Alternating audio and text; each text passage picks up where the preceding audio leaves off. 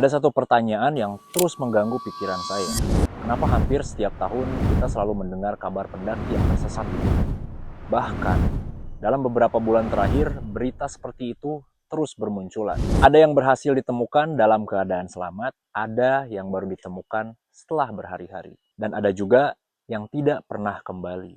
Setiap kali itu terjadi, penjelasannya hampir selalu sama. Kabut, salah jalur, kurang pengalaman, cuaca buruk, atau kesalahan navigasi. Dan semua itu memang benar. Navigasi adalah kemampuan yang wajib dimiliki setiap pendaki.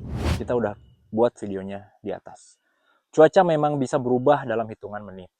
Dan gunung memang bukan tempat yang bisa dianggap remeh. Tapi semakin saya memikirkan semua kasus itu, semakin saya merasa ada satu pertanyaan yang jarang sekali dibahas. Bagaimana sebenarnya hubungan kita dengan alam? Saya mulai mencari berbagai laporan tentang pendaki yang hilang. Penyebab yang paling sering disebut hampir selalu berkisar pada hal teknis, navigasi, kondisi fisik, cuaca ekstrim, kurangnya perlengkapan. Semuanya memang masuk akal, karena memang itulah faktor yang paling mudah untuk diamati. Namun, semakin banyak saya membaca, semakin saya bertanya-tanya, kenapa pembahasannya hampir selalu berhenti di sana? Kenapa kita begitu sibuk membahas bagaimana cara bertahan hidup di hutan, tetapi jarang membahas bagaimana seharusnya kita bersikap ketika memasuki hutan? Padahal, setiap langkah yang kita ambil di alam selalu diawali oleh cara kita memandang alam itu sendiri. Hari ini, mendaki gunung bukan lagi sekedar perjalanan. Ia sudah menjadi gaya hidup. Media sosial dipenuhi foto di puncak, video sinematik, checklist gunung yang sudah didaki. Tidak ada yang salah dengan itu. Saya juga membuat konten di alam. Saya juga menikmati keindahan gunung. Tetapi, di tengah semua itu, saya mulai bertanya, apakah tanpa sadar, cara kita menikmati alam mulai berubah? Apakah kita datang untuk mengenalnya atau hanya menggunakannya sebagai latar belakang? Pertanyaan itu terus ada di kepala saya. Sampai akhirnya, beberapa minggu yang lalu, saya datang ke sebuah acara yang awalnya saya kira hanya sebuah upacara adat. Namanya Ngertakeun Bumi Lamba. Dan dari sanalah, cara saya memandang alam mulai berubah. Jujur, ketika saya datang ke Ngertakeun Bumi Lamba, saya tidak datang untuk mencari jawaban atas pertanyaan-pertanyaan saya. Saya hanya ingin mendokumentasikan sebuah acara adat sama seperti kebanyakan orang lainnya. Saya mengira ini hanyalah ritual tahunan. Tapi semakin lama saya berada di sana, semakin saya sadar saya sedang melihat sesuatu yang jauh lebih besar. Awalnya saya bertanya-tanya, kenapa begitu banyak masyarakat adat rela datang jauh-jauh hanya untuk menghadiri acara ini? Apa yang sebenarnya mereka perjuangkan? Semakin saya mengamati, semakin saya menyadari. Mereka tidak sedang berkumpul untuk mengenang masa lalu.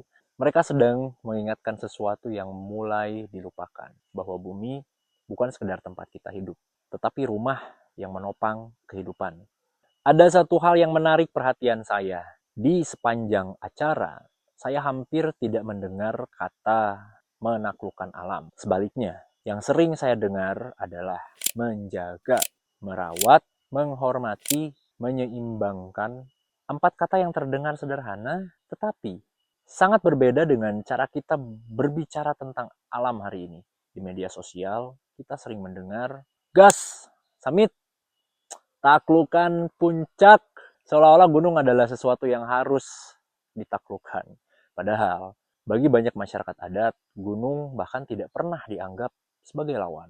Gunung adalah bagian dari kehidupan mereka.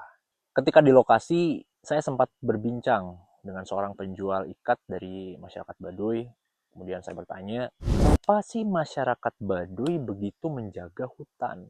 Beliau tidak menjawab dengan teori, tidak mengutip penelitian, tidak memakai istilah-istilah rumit. Beliau hanya berkata, kalau alamnya rusak, manusianya juga ikut rusak. Setuju? Sesederhana itu, tapi kalimat itu terus terngiang di kepala saya. Karena saya sadar selama ini kita sering menganggap menjaga alam adalah tindakan baik. Padahal bagi mereka, menjaga alam bukan pilihan, melainkan syarat agar kehidupan terus berjalan. Dan sejak percakapan itu, pertanyaan di awal video kembali muncul. Kalau masyarakat adat memandang alam sebagai rumah, lalu selama ini kita memandang alam sebagai apa? Ayo, mungkin disinilah letak perbedaannya. Kita sering datang ke gunung untuk mengambil sesuatu, mengambil foto, mengambil pengalaman, mengambil validasi, mengambil pencapaian. Sementara masyarakat adat datang dengan kesadaran bahwa mereka juga punya kewajiban untuk memberi rasa hormat, memberi perlindungan, memberi batas pada diri sendiri. Dan saya mulai bertanya, apakah perbedaan cara pandang ini hanyalah soal budaya atau justru berpengaruh terhadap cara manusia bersikap ketika berada di alam? Kalau memang iya, apakah ilmu pengetahuan pernah membahasnya? Dan disinilah investigasi saya benar-benar dimulai. Sepulang dari ngertakan Bumi Lamba, saya mulai mencari tahu apakah cara pandang terhadap alam memang pernah dibahas dalam ilmu pengetahuan. Ternyata jawabannya iya. Dan pembahasannya sudah berlangsung puluhan tahun.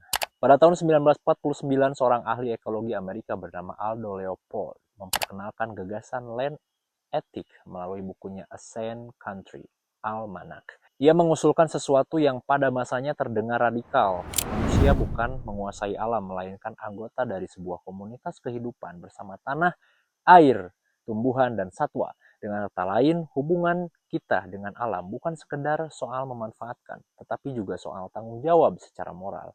Yang menarik, gagasan ini terasa sangat dekat dengan apa yang saya lihat di Ngertakeun Bumi Lamba. Bedanya, masyarakat adat tidak mengenalnya sebagai teori, mereka menjalaninya sebagai cara hidup. Konsep serupa juga muncul dalam banyak penelitian tentang traditional ecological knowledge atau pengetahuan ekologis tradisional. Pengetahuan ini bukan sekedar kumpulan mitos atau cerita turun-temurun, melainkan hasil dari pengalaman masyarakat adat hidup berdampingan dengan alam selama ratusan tahun, bahkan ribuan tahun. Banyak penelitian menunjukkan bahwa pengetahuan lokal membantu masyarakat memahami musim, membaca tanda-tanda alam, mengenali tumbuhan, hingga mengelola hutan secara berkelanjutan. Yang menarik, pengetahuan itu hampir selalu diwariskan bersama nilai, bukan hanya mengajarkan apa yang harus dilakukan, tetapi juga bagaimana sikap ketika melakukannya. Lalu saya mulai melihat kembali budaya pendakian hari ini. Saya sadar tidak semua pendaki seperti itu. Masih banyak pendaki yang bertanggung jawab, masih menjaga sampahnya, menghormati aturan, dan mencintai alam dengan tulus. Tapi kita juga tidak bisa menutup mata bahwa semakin sering kita melihat perilaku yang menunjukkan hubungan dengan alam mulai berubah. Ada yang memetik bunga yang dilindungi demi foto, ada yang memutar musik keras di tengah hutan, ada yang meninggalkan sampah, ada yang nekat mendaki meski jalur ditutup demi mengejar puncak. Masalahnya, perilaku-perilaku itu sering dianggap sepele. Padahal, setiap tindakan selalu berawal dari cara berpikir. Kalau kita menganggap gunung hanya sebagai tempat wisata, maka yang kita cari hanyalah pengalaman. Kalau kita menganggap gunung sebagai arena untuk ditaklukkan, maka yang kita kejar hanyalah pencapaian. Tetapi, kalau kita menganggap alam sebagai rumah bersama, maka cara kita bersikap akan berubah. Kita akan lebih berhati-hati, lebih sabar, lebih mau mendengarkan, lebih sadar bahwa ada batas yang tidak seharusnya kita lewati. Di titik ini, saya mulai menyadari sesuatu. Mungkin etika lingkungan tidak membuat seseorang otomatis menjadi pendaki yang hebat. Etika juga bukan pengganti navigasi, bukan pengganti latihan, bukan pengganti perlengkapan, tetapi etika mempengaruhi keputusan-keputusan kecil yang kita ambil di alam. Apakah kita memaksa naik ketika cuaca memburuk? Apakah kita berani berkata, hari ini cukup sampai di sini saja? Apakah kita mendengar peringatan warga lokal atau merasa lebih tahu karena punya GPS? Apakah kita datang dengan rasa hormat atau dengan rasa ingin menaklukkan? Dan seringkali keselamatan justru ditentukan oleh keputusan-keputusan kecil seperti itu. Mungkin Sebelum seseorang kehilangan arah di hutan, ia lebih dulu kehilangan kesadaran bahwa alam bukan sesuatu yang bisa dikendalikan sepenuhnya. Dan ketika rasa hormat itu hilang, yang tersisa hanyalah keyakinan bahwa teknologi, pengalaman, atau perlengkapan akan selalu cukup. Padahal, alam tidak pernah membuat perjanjian seperti itu dengan manusia. Setelah mengikuti ngertaken bumi lamba, setelah membaca berbagai penelitian, dan setelah mencoba melihat kembali berbagai kasus pendaki yang hilang, saya akhirnya sampai pada satu kesimpulan. Bukan sebuah jawaban, tetapi sebuah renungan. Selama ini, mungkin kita terlalu sibuk belajar cara bertahan hidup di alam, tapi lupa belajar bagaimana hidup bersama alam.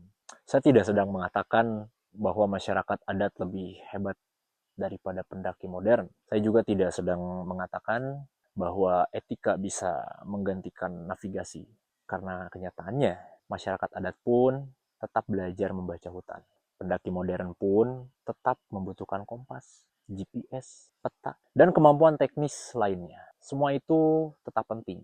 Tetapi ada satu hal yang menurut saya mulai hilang, rasa hormat. Hari ini kita hidup di zaman hampir semua hal bisa diprediksi. Ada Google Map, ada GPS, ada jam tangan pintar, ada perakiraan cuaca.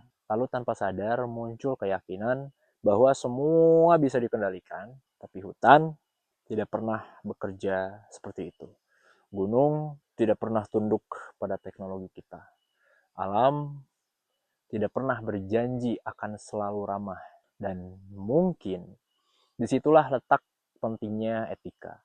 Bukan karena alam membutuhkan penghormatan kita, tetapi karena manusialah yang membutuhkan kerendahan hati ketika berada di dalamnya. Di tengah semakin banyaknya manusia yang kehilangan arah di gunung, yang paling perlu kita temukan kembali bukan sekedar jalan pulang, melainkan cara memandang bumi sebagai rumah. Kalau menurut kalian, apa yang paling kurang dari budaya berkegiatan di alam hari ini? Apakah perlengkapannya, pengetahuannya, atau justru cara kita memandang alam itu sendiri?